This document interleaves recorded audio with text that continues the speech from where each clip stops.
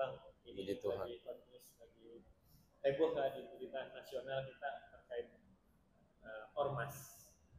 Banyak netizen atau masyarakat umum yang tidak tahu atau tidak paham mengenai apa itu perbedaan dari ormas dan premanisme. Mereka beranggapan premanisme yaitu berkedok ormas dan ormas berkedok premanisme. Menurut Abang gimana sebagai praktisi hukum? Ya, sesuai dengan Undang-Undang Ormas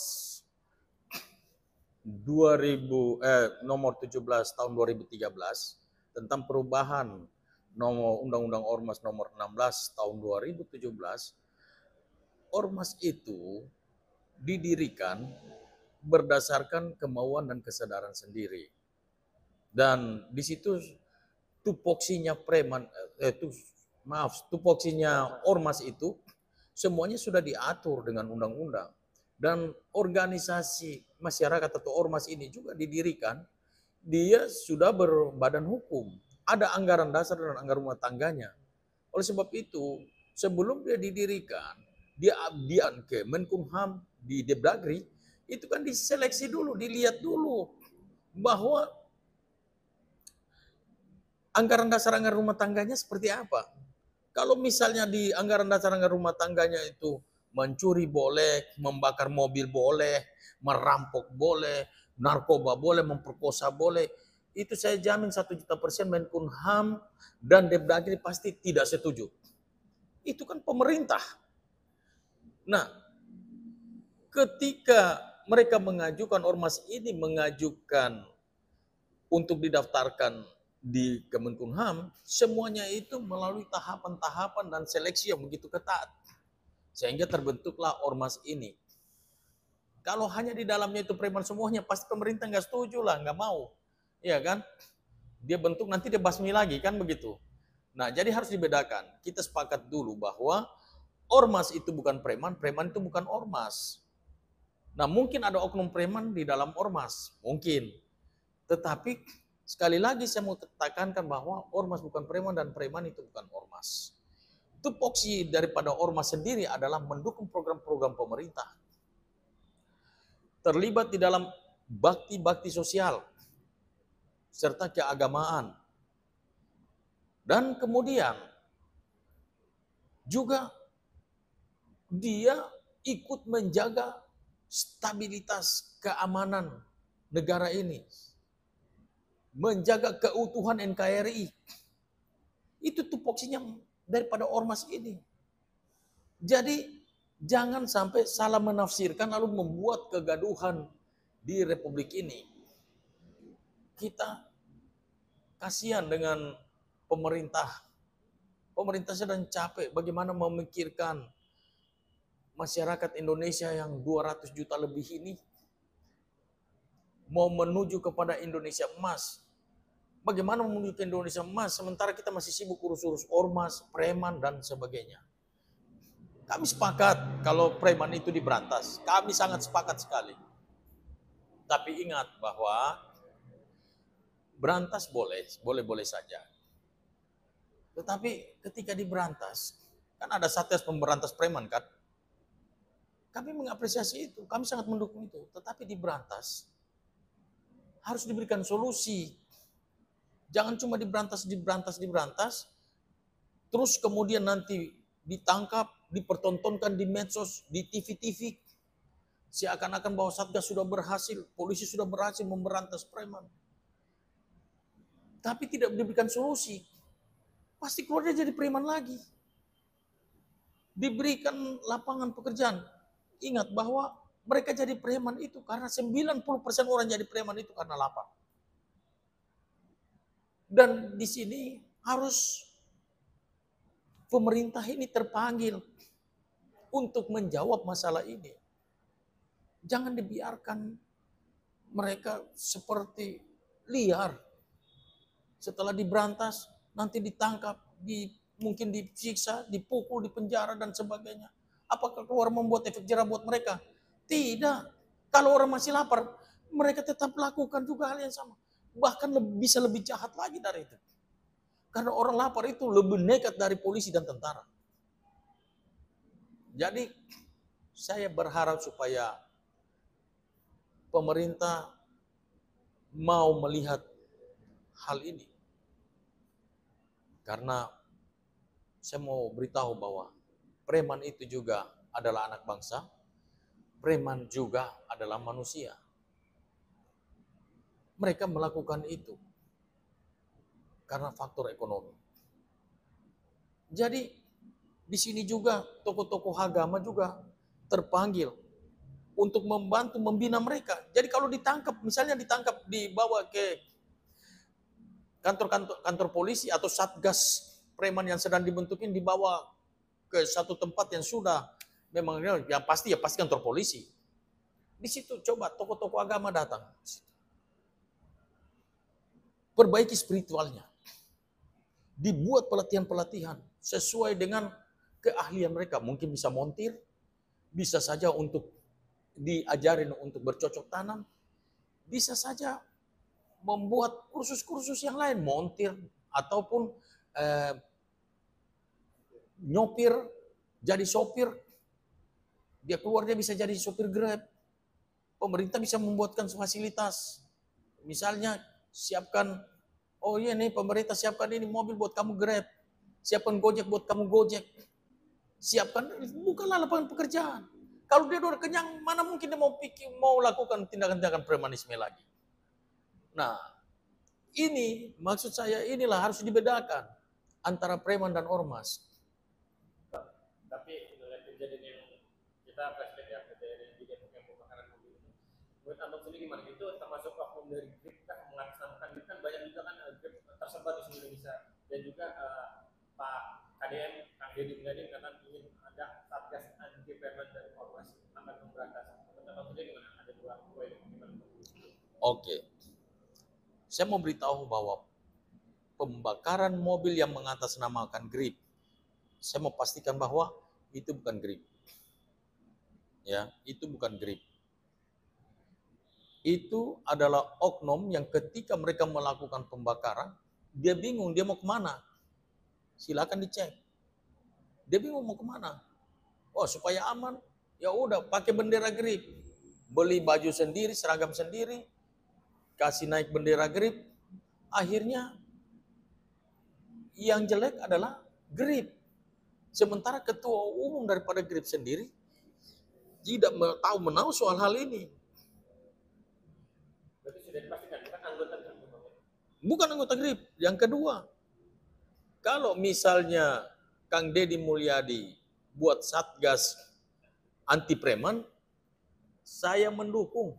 1.000.000% saya mendukung. Tapi lagi-lagi saya berharap supaya Kang Deddy sebagai gubernur Jawa Barat, tolong setelah diberantas, diberikan solusi. Bukalah, berikanlah lapangan pekerjaan buat mereka. Karena nanti Kang Deddy sendiri yang capek. APBN habis untuk mengurus mereka di penjara nanti.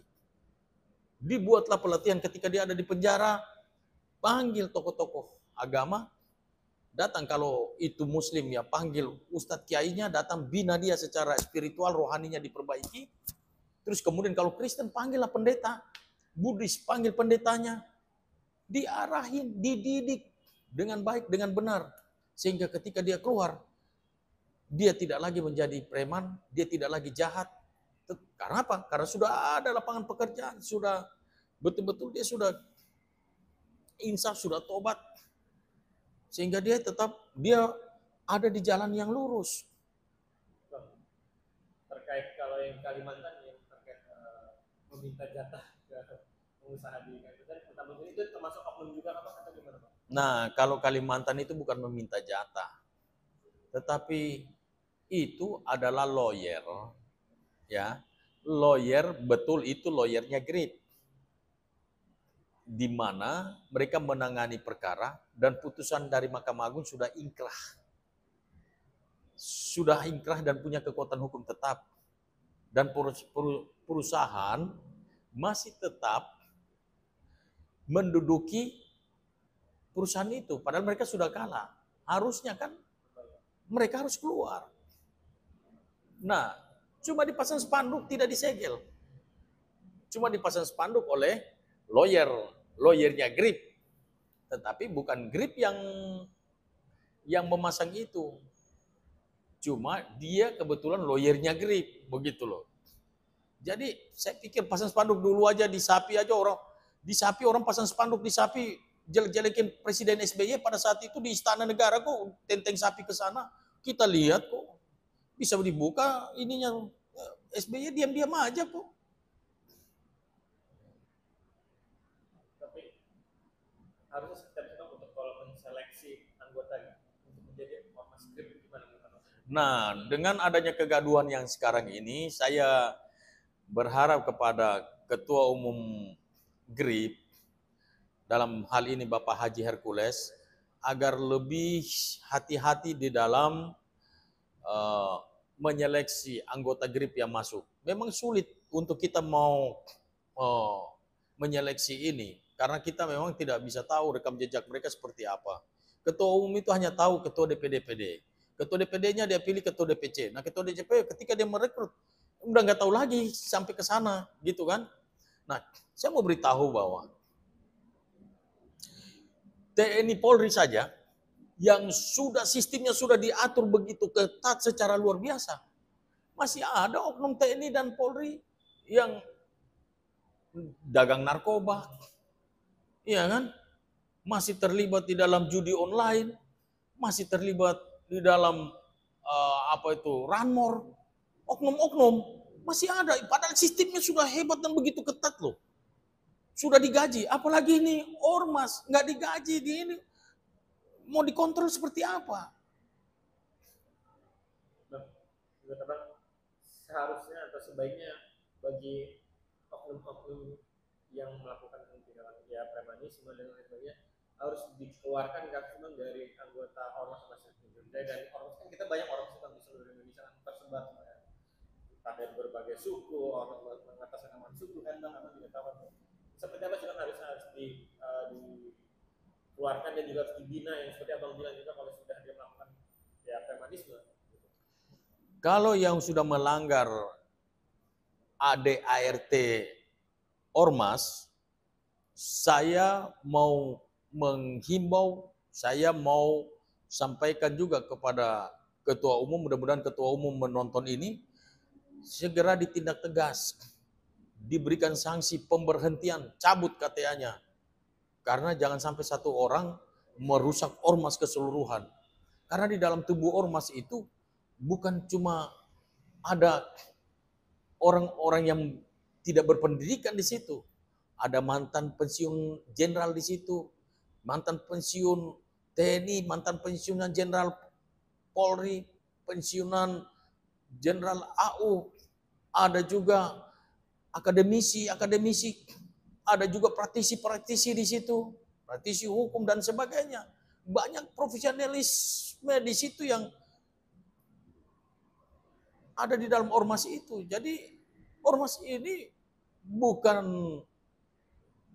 jangan diasumsikan sebagai preman. Ini banyak orang-orang hebat di dalam ormas ini.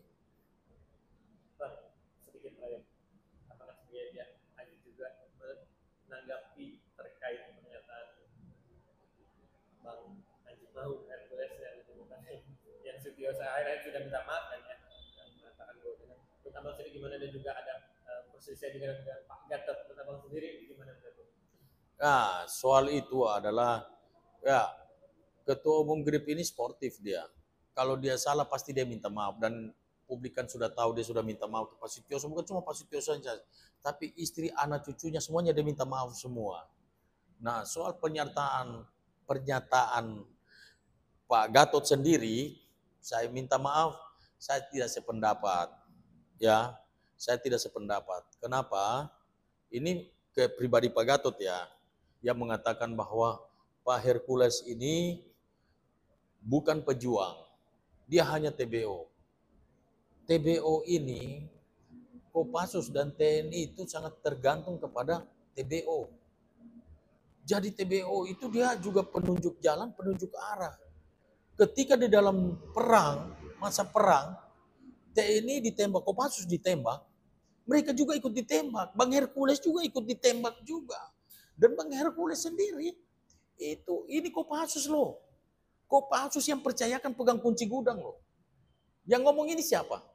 Jenderal Fauka Nurfait, yang adalah notabene loyalisnya Pak Prabowo dan mantan tim Mawar. Ini beliau yang ngomong sendiri bahwa Pak Hercules ini punya jasa besar untuk bangsa ini. Enggak sembarangan orang itu mau dipercayakan pegang kunci gudang.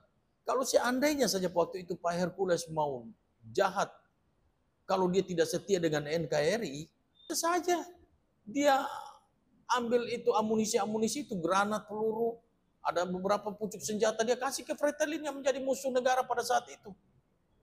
Dia kasih aja gitu, habisin aja TNI. Tapi dia nggak lakukan. Merah putih di dadaku Pancasila, di dadaku merah putih dalam darahku. Nah, gitu. Terakhir terkait pernyataan Sekretaris Jenderal Budaya yang Pak Zulfikar mengatakan awalnya kami terafiliasi Partai Gerindra, dan juga ada anggapan yang semalam kan ada gaduh yang bilang wah grab backing-nya dari Pak Prabowo karena kedekatan Bang Maung Haji dan Pak Prabowo. Apa sih gimana? Gerindra, GRIP tidak berafiliasi dengan Gerindra. Tetapi secara emosional, GRIP adalah pendukung Pak Prabowo. Dari 2009, itu garis komandonya itu jelas. Pak Hercules perintahkan untuk all out habis-habisan untuk Pak Prabowo. Jadi Pak Prabowo nggak jadi presiden ataupun jadi presiden, tetap Pak Prabowo ini adalah idola daripada ketua umum GRIP. Makanya dia bentuk GRIP ini bukan untuk mau nyari-nyari uang. Dia bentuk GRIP untuk mendukung Pak Prabowo jadi presiden karena memang idolanya Pak Hercules. Betul-betul Pak Prabowo ini ada idolanya dia, kebanggaannya dia. Nah, GRIP itu mereka mendukung itu tanpa pamrih, mendukung Pak Prabowo jadi presiden tanpa pamrih. Jadi ada lebih kurang 2 juta lebih, hampir 3 juta ya, 2.900.000 sekian lah, 3 juta lah.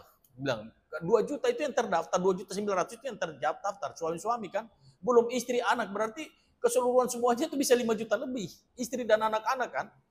Ya, iya itu yang tadi saya bilang, beliau itu sangat mengidolakan Pak Prabowo.